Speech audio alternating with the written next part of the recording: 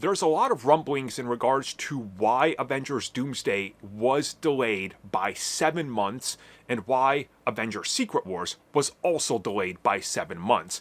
And according to some reports out there, it's because Marvel Studios and Disney do not trust that the Russo Brothers are the same directors that they were back during the heyday of their Marvel Studios productions, and that they're worried that the next two Avengers films could be garbage.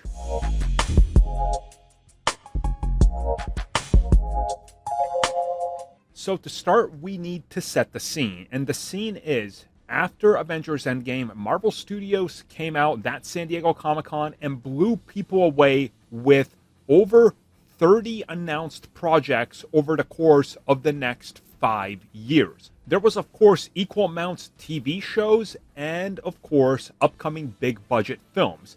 And not only did they spare no time letting us know what's coming, they went straight for the jugular of the rest of the industry by announcing that not only are we going to get another Avengers follow-up, we are going to get two, Avengers The Kang Dynasty and Avengers Secret Wars, and they were coming out within 5 years of this announcement. The Multiverse Saga was a full go.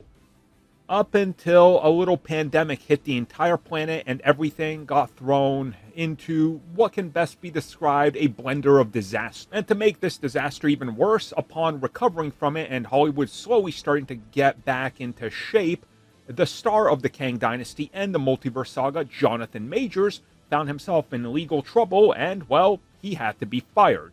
During this time, they went through at least 5 different writers for Avengers The Kang Dynasty and Secret Wars, and multiple directors. Nobody wanted the gig.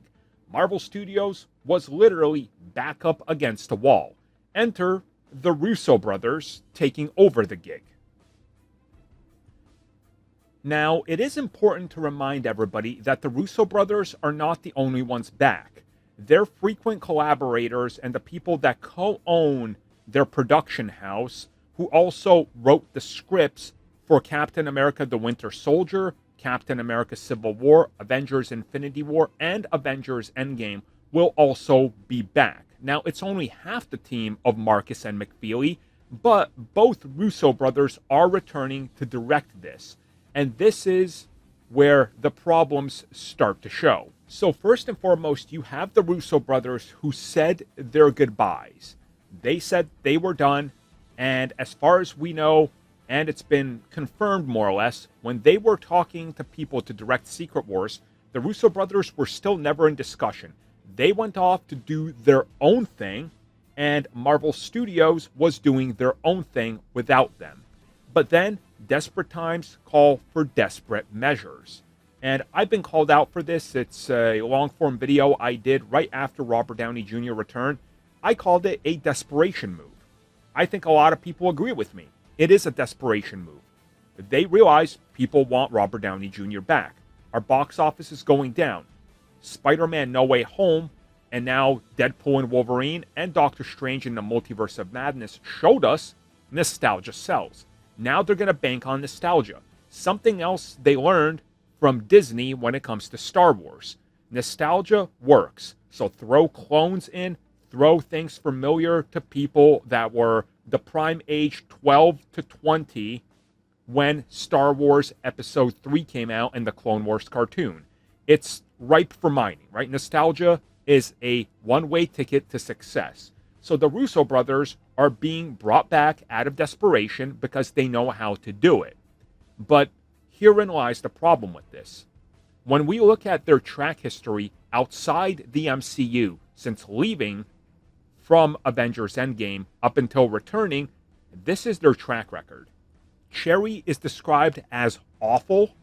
The Gray Man is described as their best offering, but still pretty mediocre. And The Electric State has been described by multiple people as one of the absolute worst films this decade. This is their 3 offerings after leaving Marvel Studios. So they are back out of desperation. They know in order to fix their image, they needed Marvel Studios. Marvel Studios also needed them. But this might just be a recipe for disaster. Because from what we're hearing, and this is going to reference another video I did, so here I'm going to briefly touch upon those same topics. Marvel Studios is literally looking through everything that they're doing and micromanaging it, because the belief is the Russo brothers can't deliver anymore. Now again, this is just people's opinions and conjecture and what we're seeing online, but there's a lot of doubt from people that the Russo brothers are the same Russos that we had the last decade, and that Marcus and McFeely are still the same writers. And as we've seen, as I just showed in the last segment, it's been a downward trajectory when they have their own ideas. Now, from what's been stated, and the Russo brothers, specifically Joe Russo, stated this first, Robert Downey Jr. has been given creative freedom with Doctor Doom. That should be a first warning sign, because creative freedom is not good when a star is literally being overpaid and has a ruling voice over everybody. It's just not a good thing. They've explained in interviews that Robert Downey Jr. is writing the backstory of who Victor Von Doom is. So this means that he's having to work with a writer on this film. While the Russo brothers are directing, they of course are dealing with the fallout of the last two phases, which they weren't involved in.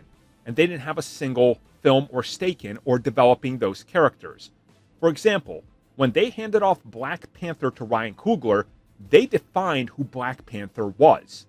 They also had the knowledge that other films were coming down the road or in their periphery, that they could work with those directors and writers and make sure things match up. They do not have that, and did not have that opportunity after they joined, because most of the projects that are coming out are already in the can. They were either done or finishing up. So we're looking at the Russos coming in after being gone for years, trying to pick up multiple pieces, some, what I would argue, is super great highs and many lows. And they got to work with this.